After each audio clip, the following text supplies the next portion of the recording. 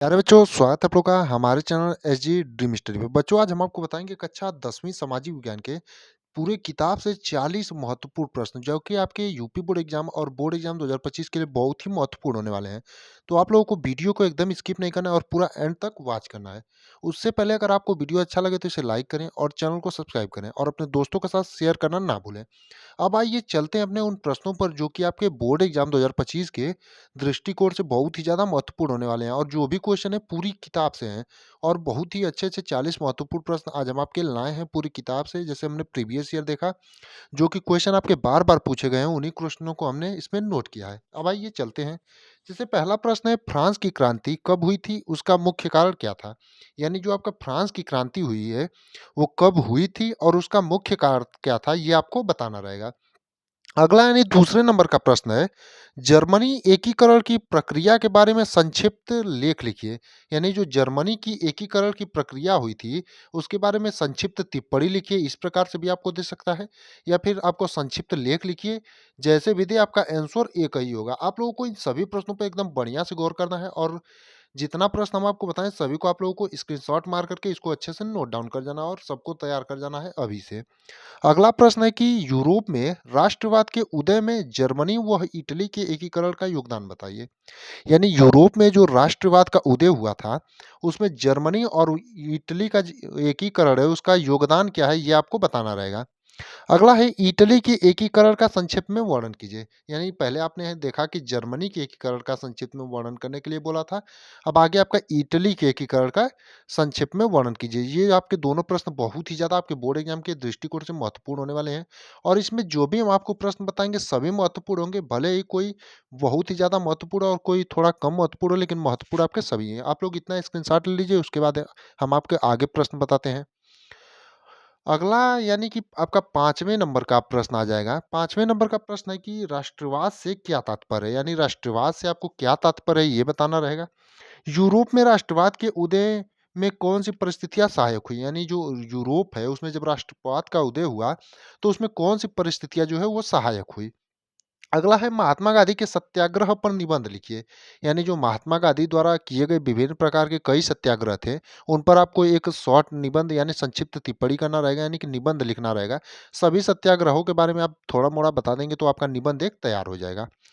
अगला 7वां भी आपका महात्मा गांधी से ही संबंधित है, और ये महात्मा गांधी का जो भी आपको सत्याग्रह इन्होंने किए थे, सबको एकदम अच्छे से आपको तैयार कर लेना है।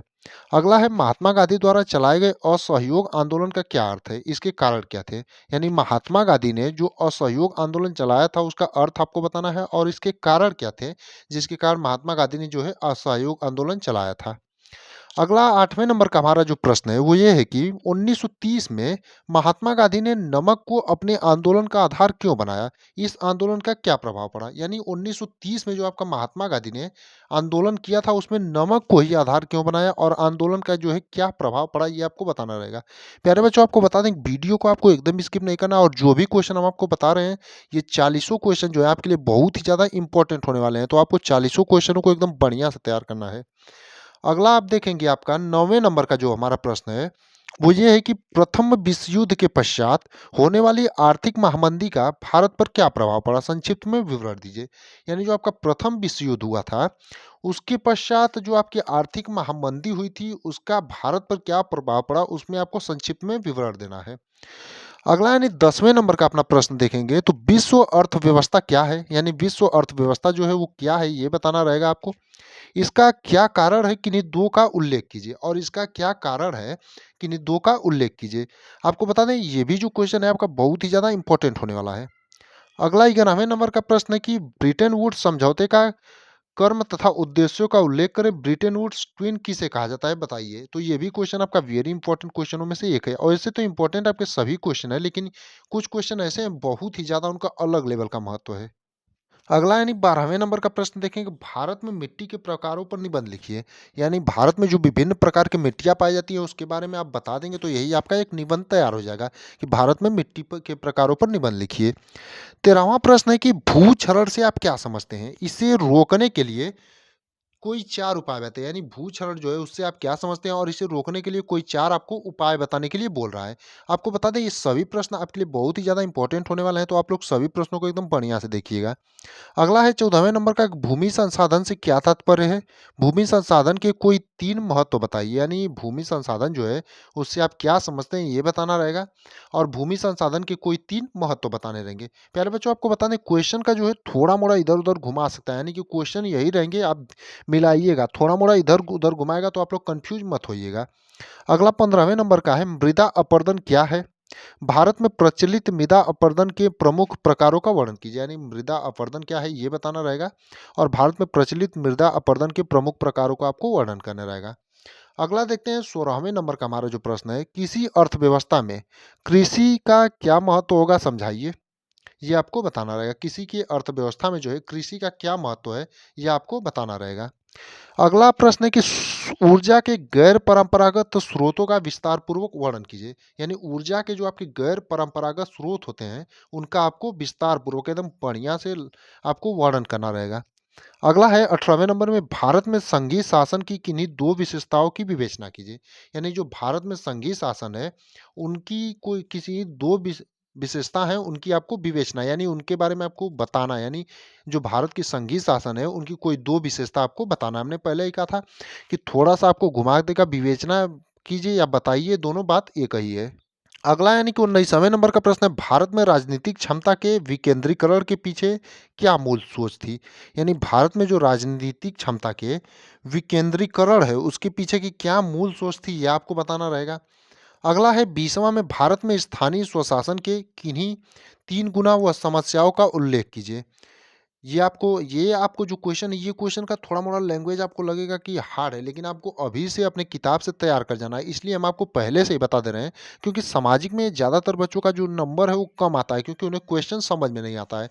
तो आप लोग क्वेश्चन देख लेंगे तो अपने क्वेश्चन बैंक से जो है तैयारी कर लेंगे। अगला क्वेश्चन देखेंगे कि सामाजिक भेदभाव का क्या असर है? इसके कारण बताइए, इसे समाप्त करने के 2 उपाय भी लिखिए। यानी जो सामाजिक आपका भेदभाव होता है, उसका क्या मतलब है और इसके कारण क्या हैं और इसको समाप्त किस प्रकार कर सकते हैं, उसके आपके 2 उपाय भी लिखने हैं। अगला 22वां प्रश्न है, भारत में महिलाओं के प्रति भेदभाव के किन्हीं 3 तरीकों का वर्णन कीजिए। यानी भारत में जो महिलाओं और पुरुषों में जो भेदभाव होता है, उसको आपका जो है किन्हीं 3 तरीकों से आपको वर्णन करना है। अब देखेंगे आपका अगला, वो भी आपका नारी से ही संबंधित प्रश्न है। नारीवाद क्या है? भारत की विधायिकाओं में महिलाओं के प्रतिनिधित्व की स्थिति पर प्रकाश डालिए। यानी आपका जो नारीवाद है वो क्या है ये आपको बताना रहेगा और भारत की विधायिकाओं में महिलाओं की जो प्रतिनिधित्व है उस पर आपको प्रकाश डालना रहेगा। अगला देखेंगे 24वां प्रश्न, लोकतंत्र में राजनीतिक दलों की विभिन्न भूमिकाओं की चर्चा करिए। यानी लोकतंत्र में जो राजनीतिक दल होते हैं उनकी विभिन्न भूमिकाओं का आपको जो है चर्चा करना है। अगला यानी 25वां प्रश्न है, लोकतंत्र किस तरह उत्तरदायी, जिम्मेवार और वैध सरकार का गठन करता है समझाइए। यानी जो लोकतंत्र है आपका किस प्रकार से जो है उत्तरदायी, जिम्मेवार और वैध सरकार का गठन करता है ये आपको बताना रहेगा। 26वां हमारा प्रश्न है कि मानव विकास सूचकांक को परिभाषित कीजिए। मानव विकास के घटकों का वर्णन कीजिए, यानी मानव विकास जो सूचकांक है उसको आपको परिभाषित करना रहेगा और मानव विकास के घटकों का आपको वर्णन करना रहेगा। अगला यानी 27वें नंबर का प्रश्न है, असंगठित क्षेत्र की श्रमिकों की समस्याओं की विवेचना कीजिए। यानी कि आपको जो असंगठित क्षेत्र के श्रमिकों की समस्या है उसकी आपको विवेचना करनी है। अगला है, गतिविधि से आप क्या समझते हैं? आर्थिक गतिविधियों का वर्गीकरण प्रस्तुत कीजिए। यानी जो गतिविधि होती हैं उससे आप क्या समझते हैं और आर्थिक गतिविधियों का जो वर्गीकरण है उसको आपको प्रस्तुत करना रहेगा। अब देखते हैं अपना अगला प्रश्न, ये भी जो भी सभी क्वेश्चन है आपके लिए बहुत ही ज़्यादा इंपॉर्टेंट होने वाले हैं, तो आपको एकदम वीडियो को स्किप नहीं करना है। और आपको बता दें इसी प्रकार के जो हम सभी प्रश्न हैं और सभी सब्जेक्ट के इंपॉर्टेंट क्वेश्चन डेली अब आपके लिए लाते रहेंगे। अगला है, संगठित और असंगठित कार्य क्षेत्र क्या है? संगठित और असंगठित कार्य क्षेत्र में अंतर स्पष्ट कीजिए। यानी संगठित और असंगठित कार्य क्षेत्र क्या है इसको आपको बताना रहेगा और इनके बीच में जो है आपको अंतर बताना रहेगा। तीसरा है, तृतीय क्षेत्र अन्य क्षेत्रों से बेहतर क्यों है? उदाहरण सहित व्याख्या कीजिए। यानी जो तृतीय क्षेत्र है वो अन्य जो क्षेत्र होते हैं उनसे बेहतर क्यों है ये आपको बताना रहेगा और उदाहरण भी आपको बताना रहेगा। अगला है, राष्ट्रीय ग्राम रोजगार गारंटी अधिनियम पर एक संक्षिप्त टिप्पणी कीजिए। यानी जो आपके राष्ट्रीय ग्राम रोजगार गारंटी अधिनियम 2005 है उस पर आपको एक संक्षिप्त टिप्पणी करने के लिए बोलेगा। अब अगला यानी कि बहुत ही इंपॉर्टेंट प्रश्न और लगभग हर साल ये प्रश्न पूछा जाता है आपका। कृषि की 3 प्रमुख विशेषताओं का वर्णन कीजिए। यानी कृषि की जो आपकी 3 प्रमुख विशेषताएँ हैं, उनका आपको वर्णन करना रहेगा। अगला है 33वां कि प्राथमिक एवं द्वितीयक क्षेत्र की विशेषताओं की विवेचना कीजिए। यानी प्राथमिक और आपकी जो द्वितीयक क्षेत्र होती हैं, उनकी विशेषताओं कौन-कौन सी विशेषताएँ होती हैं, उसके बारे में आपको बताना रहेगा। 34वां प्रश्न है कि भारतीय रिज़र्व बैंक के कार्यों का वर्णन कीजिए। यानी जो आपका भारतीय रिज़र्व बैंक है, उसके आपका जो कार्य होते हैं, उनका आपको वर्णन करना रहेगा। अगला है स्वयं सहायता समूह किसे कहते हैं, उदाहरण सहित समझाइए। यानी आपका जो स्वयं सहायता समूह होता है, वो किसे कहते हैं और इसका आपको उदाहरण सहित समझाना है। यानी कि स्वयं सहायता समूह को आपको बताना रहेगा होता क्या है और इसको एकदम उदाहरण के साथ आपको समझाना रहेगा। अगला है औपचारिक तथा अनौपचारिक ऋणों में कोई 2 अंतर लिखिए। यानी औपचारिक और अनौपचारिक जो ऋण होते हैं, उनमें कोई 2 अंतर आपको लिखना रहेगा। यानी इनके बीच में आपको अंतर स्पष्ट करना रहेगा। 37वां प्रश्न है कि वैश्वीकरण किसे कहते हैं? वैश्वीकरण को संभव बनाने वाले कारक बताइए। यानी आपका वैश्वीकरण कहते किसे हैं, ये आपको बताना रहेगा और वैश्वीकरण को संभव बनाने वाले कारक आपको बताना रहेगा। अगला यानी 38वें नंबर का प्रश्न है उपभोक्ता के शोषण के किन्हीं 4 कारण का उल्लेख कीजिए। यानी उपभोक्ता का जो शोषण है वो किस प्रकार होता है, उनके किसी 4 कारण का आपको उल्लेख करना रहेगा। अगला आपको विदेशी व्यापार से आप क्या समझते हैं? भारत की विदेशी व्यापार की किन्हीं 2 विशेषताओं को बताइए। यानी जो विदेशी व्यापार है, उससे आप क्या समझते हैं और भारत की विदेशी व्यापार की किन्हीं 2 विशेषताओं के बारे में आपको बताना रहेगा। अगला और 40वां और अंतिम प्रश्न, उपभोक्ता के कुल कितने अधिकार होते हैं? सभी अधिकारों के नाम लिखिए। यानी उपभोक्ता जो है उसके कुल कितने अधिकार होते हैं, आपको सभी अधिकारों के जो है नाम लिखने हैं। प्यारे बच्चों, हमने आपको 40 प्रश्न बता दिया है जो कि आपके बोर्ड एग्जाम यानी यूपी बोर्ड का आपका जो एग्जाम होने वाला है, उसकी दृष्टिकोण से बहुत ही ज़्यादा ये प्रश्न जो है इंपॉर्टेंट होने वाले हैं। और ऐसी ही वीडियो के लिए आप लोग हमारे चैनल को सब्सक्राइब कर लीजिए और बेल आइकन को प्रेस कर लीजिए और हम आपके लिए रोज़ सभी सब्जेक्ट का ऐसी वीडियो बनाते रहेंगे।